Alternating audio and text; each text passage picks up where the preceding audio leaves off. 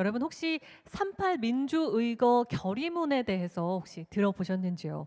자유와 정의를 사랑했던 한밭의 학생들은 의거 하루 전 정의감에 불타는 각오로 함께 모여서 결의문을 작성을 했습니다. 과연 그날의 결의문이 어떻게 작성이 되었고 또 무엇을 말하고 있는지 알아보는 순서 38 결의문 큐레이션인데요. 우리가 마치 미술관에서 예술 작품을 볼 때 큐레이터가 설명을 해주듯이 오늘 38 민주의거 결의문은 정말 모시기 어려운 분이죠. 배우 전영찬님께서 직접 소개해 드리도록 하겠습니다. 전영찬님은 38 민주의거를 처음으로 다룬 영화 대전 1960에서 대전고등학교 학도호국단 대대장 박대호 역을 연기한 배우입니다. 박수로 맞아주시죠. 저는 38 민주의거 기념사업회 회장을 맡고 있는 김용재입니다. 결의문은 문자 그대로 한 조직체의 결속을 다지는 어떤 서명과도 같은 서약서와도 같은 그런 것이라고 생각을 합니다. 지금 와서 다시 읽어보니 이 결의문에는 역사의식과 민주의식 이것이 강력하게 표현이 되어 있다고 이렇게 생각을 해봅니다. 역사는 그냥 흘러간 옛 이야기가 아니라 우리들이 현실이 얼굴을 비춰보는 그런 거울이라고 생각을 합니다.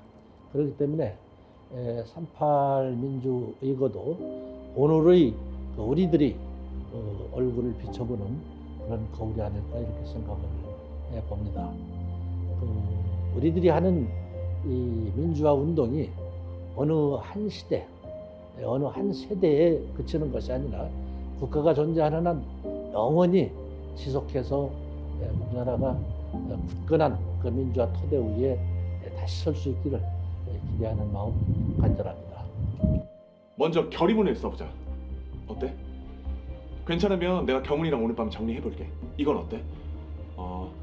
학원에 정치도구화를 배격한다. 좋다. 계속 말해보자. 서울신문 구독한대. 싫다는데 왜 강제로 구독하는지. 서울신문 거기에 단호히 넣자. 강제 구독 단호히 반대. 강제 구독 단호히 배격. 안녕하세요. 38 민주의거를 다룬 최초의 영화 대전 1960에서 학도 호국단 대대장 박대호 역을 맡은 배우 전영찬입니다.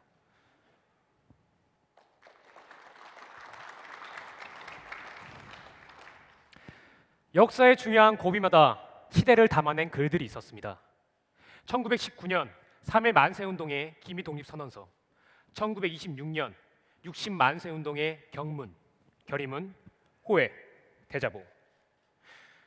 이것은 단순한 글이 아니라 역사 그 자체였고 호흡이었습니다. 62년 전 3월 8일의 그날에도 한밭 청년들의 피 끓는 외침이 담긴 문장이 있었습니다. 바로 당시 대전고 학도 호국단 대대 부관이었던 홍석곤 님이 작성하시고 직접 낭독하셨던 결의문입니다. 저는 오늘 38 민주의거 결의문이 작성된 배경과 그 속에 담긴 의미를 여러분께 소개하고자 이 자리에 섰습니다. 1960년 제4대 5대 대한민국 정부통령 선거를 앞두고 당시 집권당이었던 자유당은 장기 집권을 획책할 목적으로 전국에 걸쳐 갖가지 선거 부정을 자행하였고 대전 또한 예외는 아니었습니다.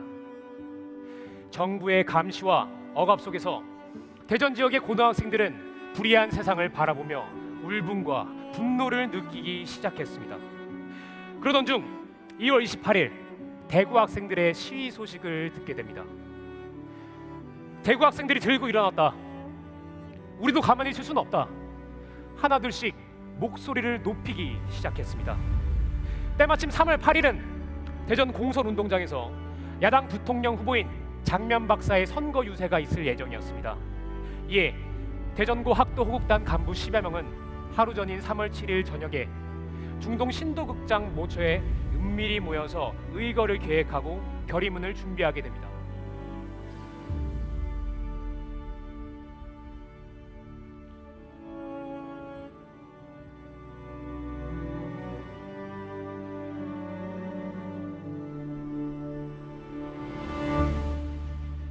홍석구님은 민주적이고 정의로운 나라 대한민국을 꿈꾸며 밤새워 결의문을 작성했습니다. 그 꿈은 지금의 우리에겐 너무나도 당연한 것처럼 보이지만 그 시절 고교생들이 감내해야 했던 아픔은 결코 당연한 것이 아니었습니다. 그날의 결의문에는 독재 권력을 뛰어넘고자 하는 저항의 외침이 고스란히 담겨 있습니다.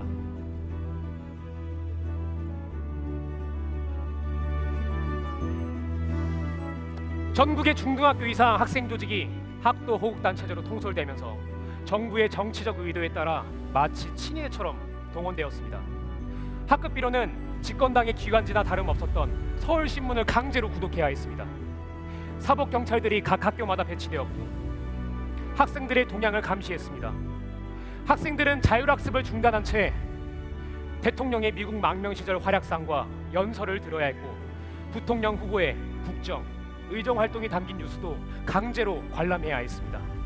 동네에서는 집집마다 고무신과 비누 등 매표를 위한 선물 공세가 이어졌고 학교에서는 선생님들이 3인 또는 5인 투표조의 조장으로 내정되었다는 소문도 돌았습니다.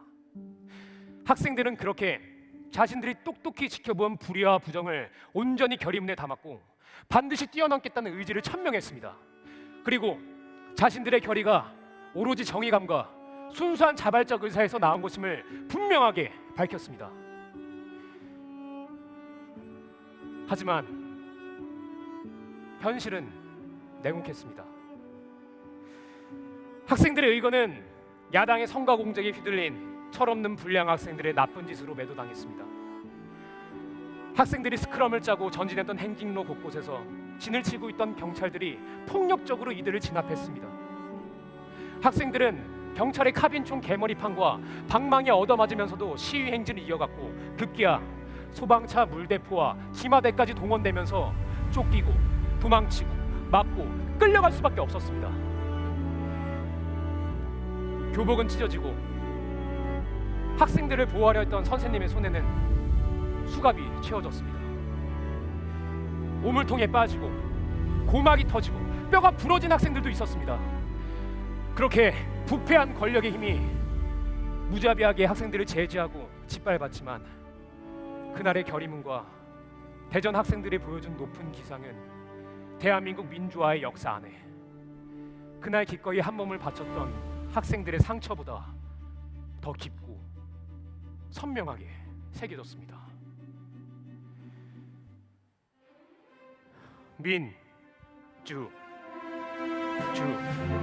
의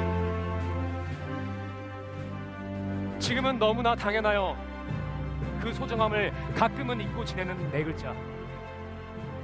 하지만 62년 전 대전의 청소년들에게는 너무나도 절실했던 그 네 글자.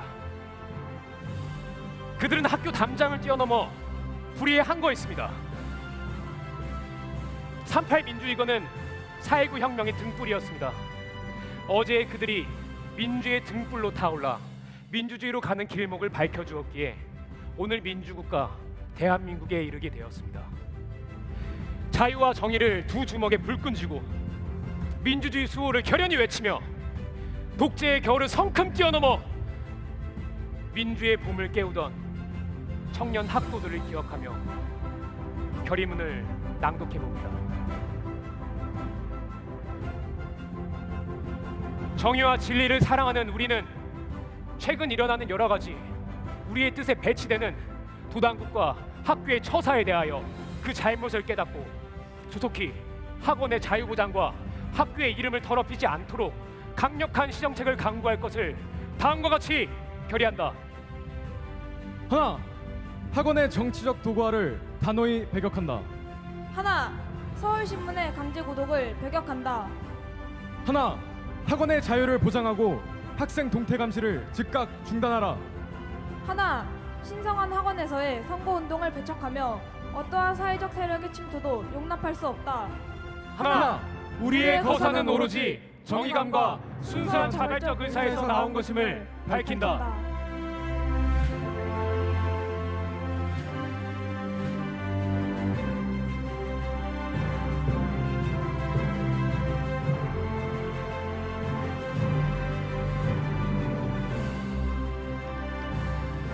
다시 한번 전영찬님과 학생들에게 뜨거운 박수 보내주시길 바랍니다.